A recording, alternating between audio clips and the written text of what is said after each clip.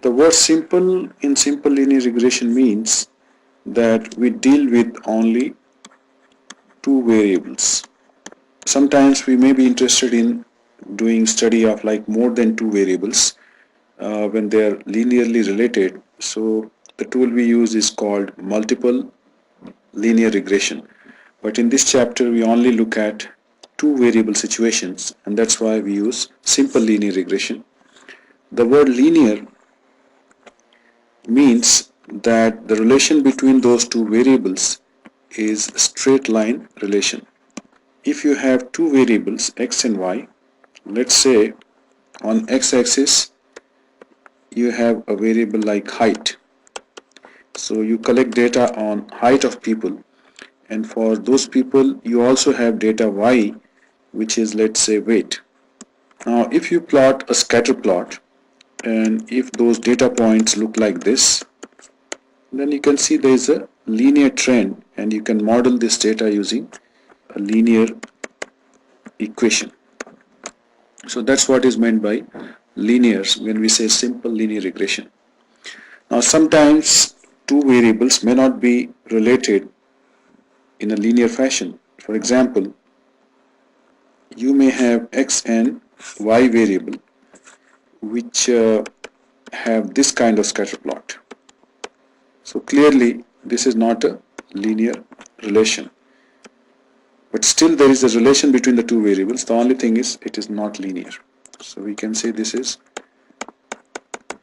non-linear relationship between x and y. So in this chapter obviously we don't cover this, we only cover this type of relation. When you plot x and y, and when we are able to model this data using a straight line, so when x is increasing in this picture, y is also going up.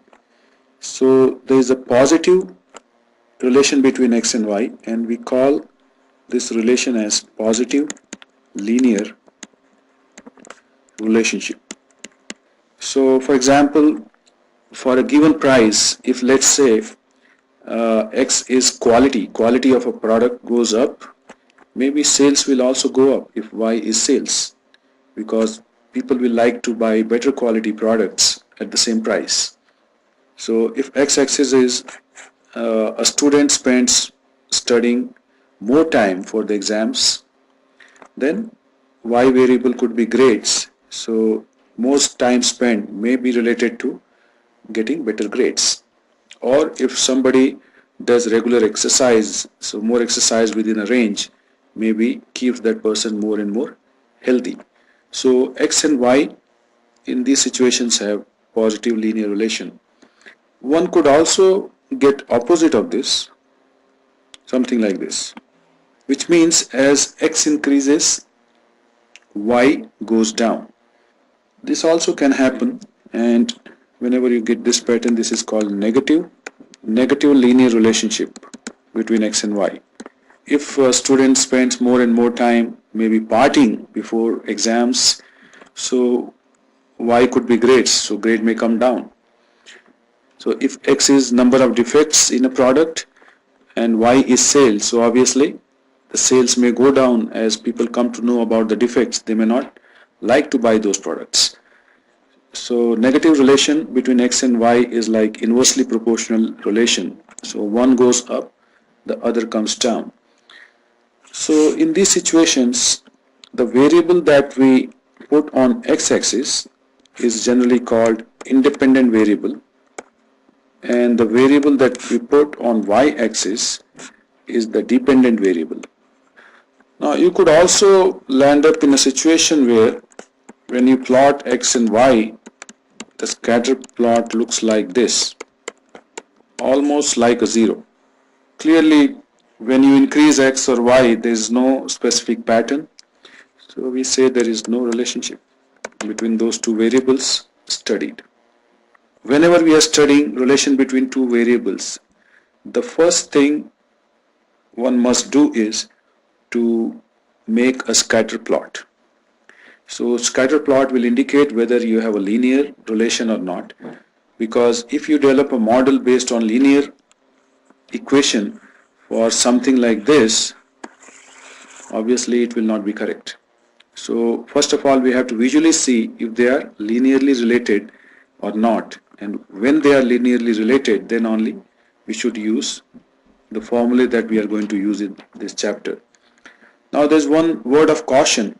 So whenever we study relation between two variables, we should always have some idea and a reasoning why they should be related to each other. It should not come as a surprise that you just plot two variables and then see a linear relation and then conclude that the two variables are related. So because you could have a situation like this. Let's say on x-axis you have population of China, and y-axis let's put road accidents in Massachusetts. Now over the years, suppose population of China and accidents in Massachusetts both have been going up, and you land up with this kind of linear plot.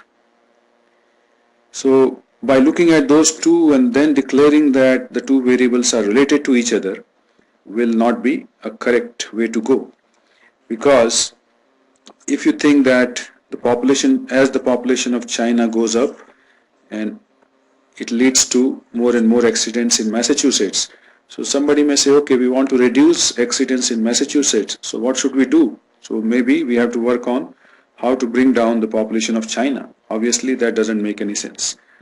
So these kind of relations are called spurious correlation. We should not just plot any two variables and start concluding that x and y are related and then start taking action on them. Let's look at how do we develop a linear regression model. So when you have x and y like this, and you make a scatter plot, and which can be modeled using a straight line equation. So equation of a straight line is given as y equals b0 plus b1 x. In this equation, b0 is called y-intercept. Now why it is called y-intercept is very simple. If you extend this straight line to y-axis, it will cut this y-axis somewhere here, and this height where the straight line intercepts y-axis, that height is b0. That's the y-intercept. What is b1? b1 is the slope of the line. If you have a scatter plot like this where the straight line is parallel to the x-axis, so that means slope is 0, b1 will be 0. But if you have something like this, so obviously b1 will be greater than 0, it will be a positive value. But if you have a slope like this, so that means b1 will be negative. So you could have like three situations when you plot scatter plots. So x and y may have this kind of scatter, like a lot of variability, but still overall trend you can see is increasing. As x increases, y is increasing, but the relation is weak, so we call this as weak positive relationship. You could also have scatter plot with x and y where these data points are very close to a straight line, not exactly on the straight line but so close. So obviously this will give rise to strong positive relationship. If you extend it further, you could have a situation for x and y in the scatter plot where each data point like this is exactly on a straight line. So we call this as perfect positive relationship. And you could have similar situations for negative relations. You could have weak negative relation or strong negative relation or perfect negative relation. How do we arrive at that straight line equation? So in the straight line equation that I gave, b0 is the y-intercept and b1 is the slope. So basically these are the two things we need to figure out to develop this linear regression model. Let's say you have a scatter plot which looks like this for x and y. Now through these data points you can have a straight line like this, or you could have a straight line like this. It could be like this. So theoretically you can draw actually infinite number of straight lines through certain data points. But which one is the best line? So there is a procedure to figure that out, and the procedure is very simple. What you do is you have x and y, and let me just plot few data points just to indicate or highlight how it works. So suppose you draw one line, then you find how far is this straight line from each of the data points. So basically you calculate distance of the straight line from each one. If you call y as your data point, then you could have y hat, which is the equation of the straight line. So y is the straight line and y is the data point, so the difference gives you distance from the line for each point, and then you square it. So basically if the data point is further away from the line, when you square it, it becomes even bigger number, and then you add all these squared distances. So what will happen is for all the lines, all possible lines, you can do such calculation, and the one that gives you minimum value for this, that is the line we use. So for that line we can use y equals b0 plus b1 x. So that will be the linear model that we use. So what we are doing is we are trying to find the least or minimum squared value. So that's why this method is called least square method. Thankfully we don't have to actually do this calculation for each and every possible line. People have already done that work and they have come out with a formula. And what they say is if we are using the formula, we are making sure that we are using the least square method.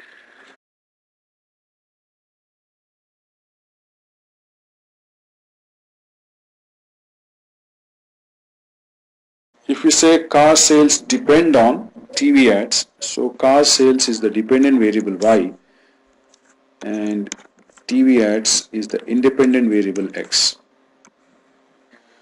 Now to apply this above formula, the first thing we have to do is we have to find x bar and y bar because that's what is needed everywhere.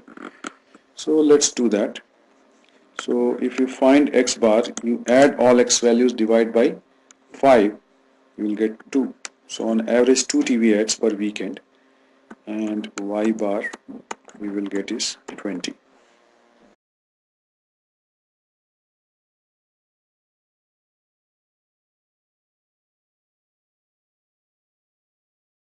And then when you add this, you get 7 plus 3, 10, plus 10, 20.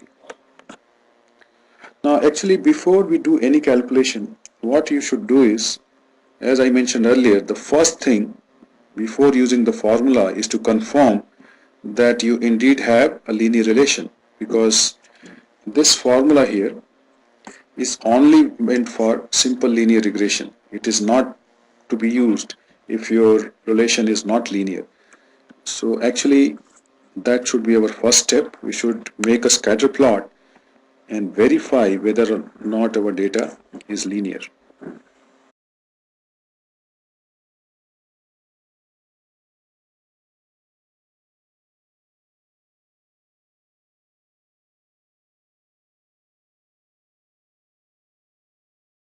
And it looks like the scatter pattern is linear, so we can make use of the formula. So we already got the numerator, it is 20, and let's find the denominator, x minus x bar whole square. So x minus x bar whole square 1 minus 2 whole square is 1. In fact, this also is 1. Then you have 0, 1 and 1. So total is 4. So divide by 4 is 5. That means your slope is 5. Now we can calculate B0, which is y bar minus V1x bar. So 20 minus 5 times 2 is 10. So the equation of this straight line model will be y equals 10 plus 5x.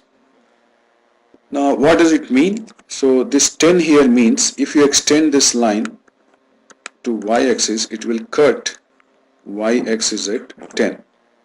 The y-intercept of 10 occurs when x is 0, which means even if there are no TV ads, you are selling 10 cars. So it's not that all the cars are being sold only when there are TV ads. So on an average, you are able to sell 10 cars, which is the y-intercept, even when there are no TV ads.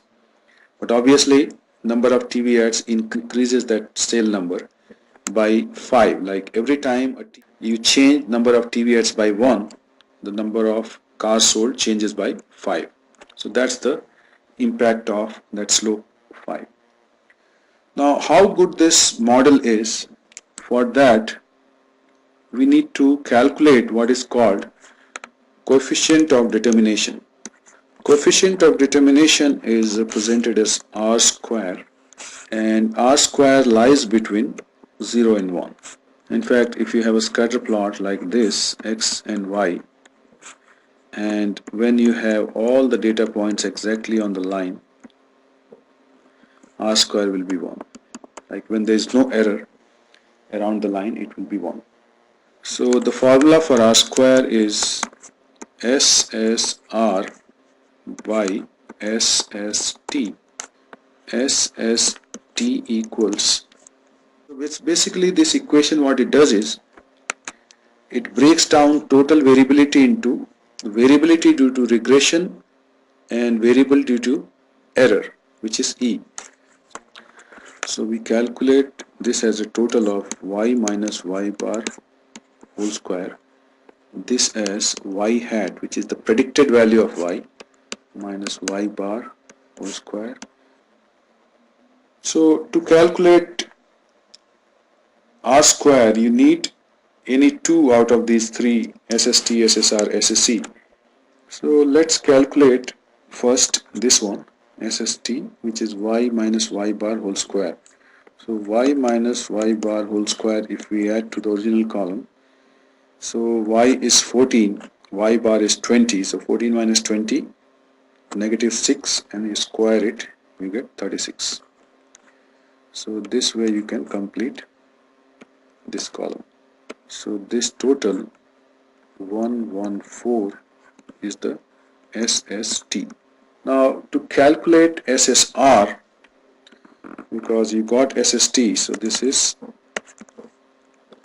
114. We still need SSR. So for SSR, you need y hat. So let me first calculate y hat in this table. So y hat equals 10 plus 5x. That's what we got here. When x is 1, so it becomes 10 plus 5 times 1 is 15. Now with this, we can calculate y hat minus y bar. So y bar is 20, so I'll put 20 there, whole square. So you get 25, because 15 minus 20 is negative 5, square it, it is 25. So 25, 0, 25 and 25 again. So the total is 100. This is SSR. So I can write 100 here. And this comes to 0.8772. So what is the interpretation of this r square equals 0.8772? So let me write down. So the interpretation of r square of 0.8772 is about 88% of the variability in the number of cars sold is explained by the linear relationship between the number of TV ads and the number of cars sold. You can also calculate what is called correlation coefficient. So correlation coefficient is denoted by R. So the formula is R equals sine of B1 times, so this is not x but this is times square root of R square. Now this R lies between plus 1 and negative 1.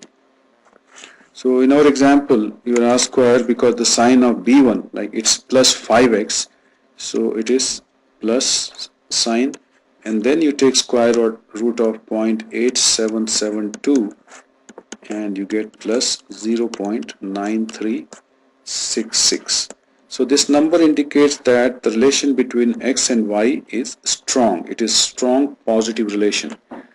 When your values are closer to plus 1 and minus 1, obviously the strength is very strong, but if the R value is closer to 0, that means it is not so strong, or maybe very weak relation, or in fact maybe no relation. Now in what situations you have R plus 1 minus 1, let's see. So if you have x and y like this, so I'm looking at the extreme situation where all the data points are exactly on the straight line. So when that happens, your R will be equal to plus 1. Note that R square also will be 1. So your R will be negative 1 because it is a perfect negative linear relationship between x and y. But R square is still 1. So R square in that way has a limitation that it only tells you about like somewhat strength or contribution in the variability is 100% in this case, but R also tells you what is the direction of relation between x and y.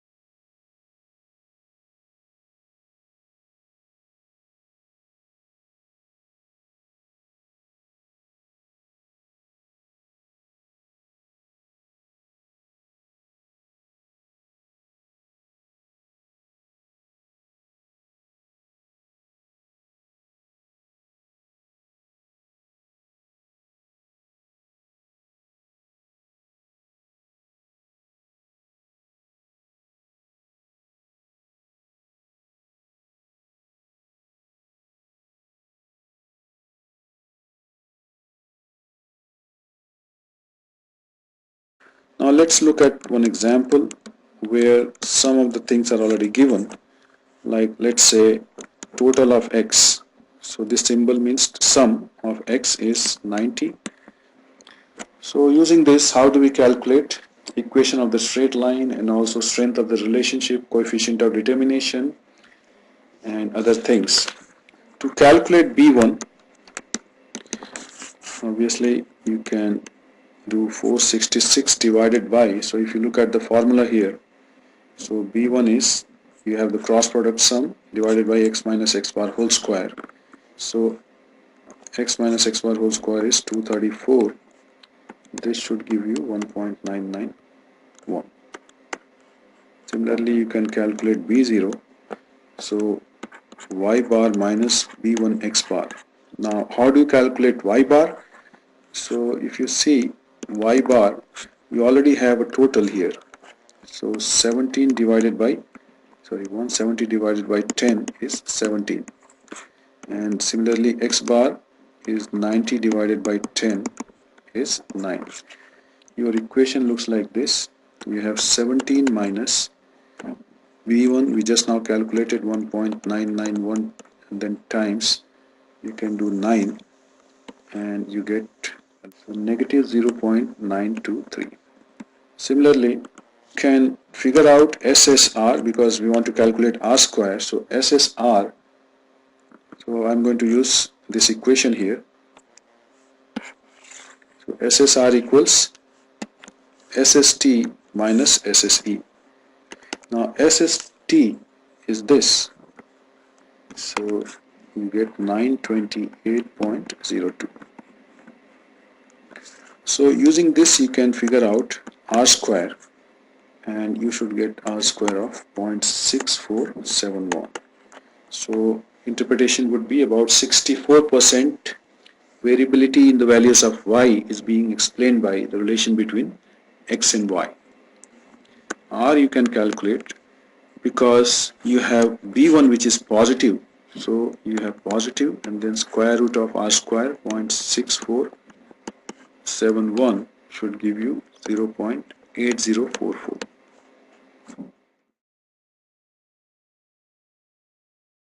Let's say variable y is sales and the data is in thousands of dollars.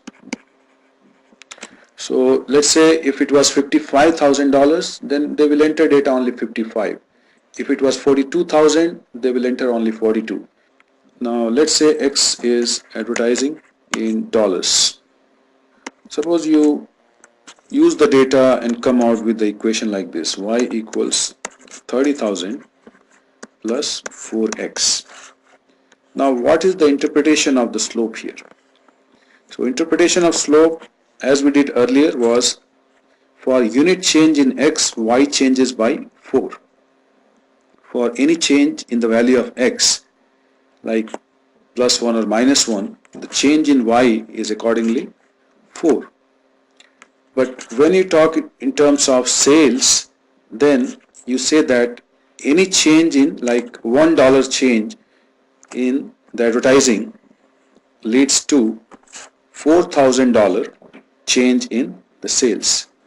So $1 change in the cost of advertising will result in $4,000 change in sales. The mistake people make sometimes is they simply say $4, but that will not be correct because your y is in thousand. So the correct answer should be 4,000 and not $4. So in these situations where y or x is in some other units, maybe millions or thousands or hundreds, so while interpretation, make sure that you use that information and then conclude.